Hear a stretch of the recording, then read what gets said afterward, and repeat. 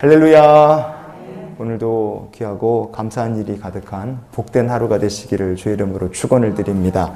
오늘 말씀 잠언 20장 16절을 다시 한번 보시겠습니다. 타인을 위하여 보증선자의 옷을 취하라. 외인들을 위하여 보증선자는 그의 몸을 볼모 잡을지니라. 아멘. 지난 시간 살폈던 이야기를 다시 한번 정리를 해보면 우리가 어제 본문 말씀의 절반을 살펴봤는데요. 이 타인이다 이렇게 번역이 되어 있는 히브리어 본문이 자르라는 말입니다. 이 사람들은 경제적으로 지금 어렵다 할지라도 그래도 하나님의 백성, 언약의 백성들이죠. 그래서 하나님께서 이런 사람들을 도우라 말씀하십니다. 어려움 겪는 사람들을 세상에서는 나몰라라는 경우가 많습니다. 그러나 하나님의 명령을 따라서 어려움을 겪는 사람을 지나치지 않고 그를 돕기 위해서 보증을 선 사람이 있다 이거예요. 그러면 만약 그런 사람을 보게 된다면 잠언은 어떻게 하라고 말씀합니까? 타인을 위하여 보증선자의 옷을 취하라 그랬어요. 빚진 사람이 아니라 빚진 사람을 위해서 보증을 선 사람의 옷을 취하라는 거예요. 돌려주기 위해서죠. 그 옷을 취해서 하나님 말씀대로 선한 일을 실행하는 사람에게 되돌려 주라는 뜻으로 옷을 취하라 말씀합니다. 너도 선한 일에 동참을 해라. 너도 선한 일을 하라. 그것이죠. 이런 사람들에게 하나님께서 범사의 복을 주십니다. 자, 그런데 오늘 본문 하반절을 보시면 외인들을 위해서 보증선자에 대한 이야기는 뉘앙스가 아주 다릅니다. 자, 외인이라고 번역된 히브리어 본문이 노크림이라는 말이에요. 어제 우리가 같은 이스라엘 백성인데 경제적으로 파산한 사람들을 가리켜서 거류민, 동거인, 그리고 이 본문에서는 타인이다 이렇게 표현한 것을 살펴봤습니다.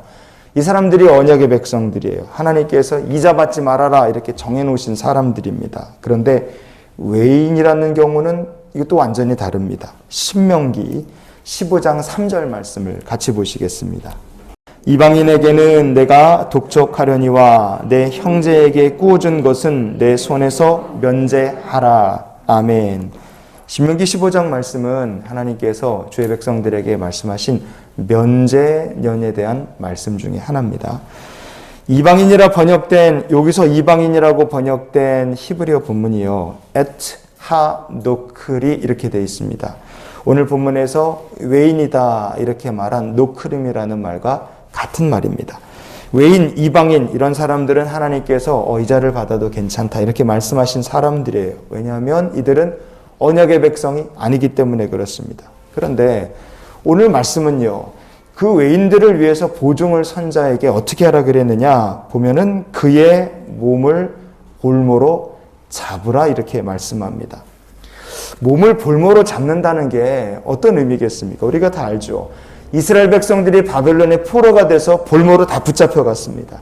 볼모로 붙잡혀 갔다는 건 그가 지금까지 이스라엘에서 했던 모든 일들을 다 내려놔야 되고 할 수 없게 된다는 거죠. 다 중단되는 겁니다. 그러니 외인을 위해서 보증을 선 자의 몸을 볼모로 잡으라. 이것은 어떤 의미겠습니까?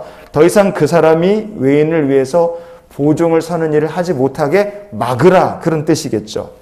이렇게 질문해 볼 수 있어요. 왜 막으라고 하셨을까? 방금 신명기 15장 말씀처럼 언약의 백성에게는 하나님께서 때가 되면 빚을 탕감해주는 면제년을 지키라 말씀하셨어요.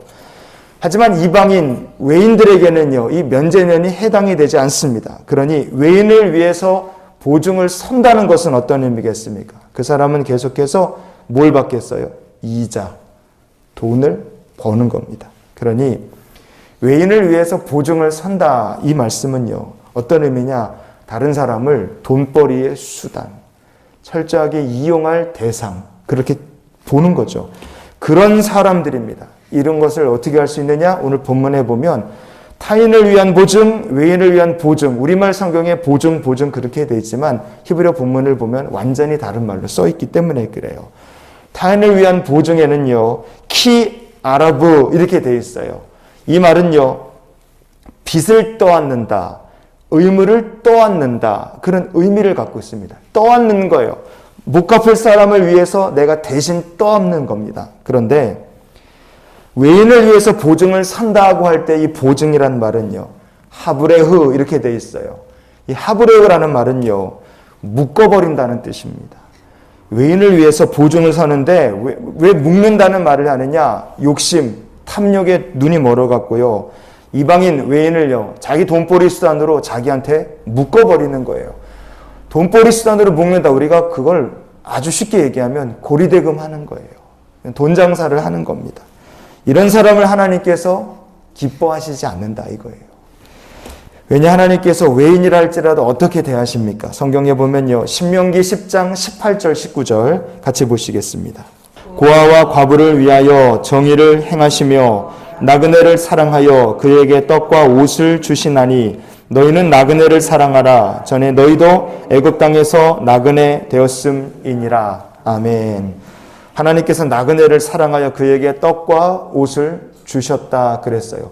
누구랑 똑같이 대해 주신 거예요? 이스라엘 백성, 언약의 자손과 똑같이 대해 주신 거예요. 하나님께서 이스라엘 백성들이 나그네마저도 하나님께서 사랑하신 것처럼 똑같이 사랑하기를 원하신 거예요. 무엇을 위해서 그렇게 너희들도 나그네를 사랑하라 말씀하셨겠습니까? 너희들도 나그네였고 지금 나그네인 그 사람들이 변해서 어떤 사람들이 되기를 원하시는 거예요. 하나님의 백성 되기를 원하시기 때문에 그래요. 그러니 오늘 말씀 우리가 이렇게 한번 정리해 봤으면 좋겠습니다. 우리가 2시간에 걸쳐 살펴봤는데요. 우리가 사람을 볼 때 어떻게 봐야 되겠습니까? 모든 사람은 구원을 받아야 되고 하나님의 은혜가 필요하고 그리고 하나님께서 찾으시는 잃어버린 양이다. 우리가 모든 사람을 그렇게 볼 때 우리의 삶이 하나님 말씀대로 순종하며 사는 삶, 선을 행하는 삶이 될 줄 믿습니다. 그런데 사람을 볼 때 이게 돈벌이 수단이에요. 나한테. 내가 이용해야 될 대상이고 도구에 불과해요. 우리가 만약에 그렇게 보게 된다면 그 사람의 인생은 어떻게 되겠습니까? 하나님께서 그의 몸을 볼모로 붙잡으라 그러셨잖아요. 우리가 사람을 그렇게 보게 되면 우리의 인생이 저주와 심판의 볼모로 묶이게 될 줄 믿습니다. 그러니 오늘 하루의 삶을 우리가 이런 기도로 살았으면 좋겠어요. 하나님, 사람을 볼 때 수단이나 이용의 대상이 아니라 하나님께서 찾으시는 잃어버린 양으로 늘 바라볼 수 있게 하옵소서. 보는 눈을 바꿔주시옵소서. 오늘 우리의 영적 시선이 바뀌는 복된 삶이 되시기를 예수님의 이름으로 축원을 드립니다.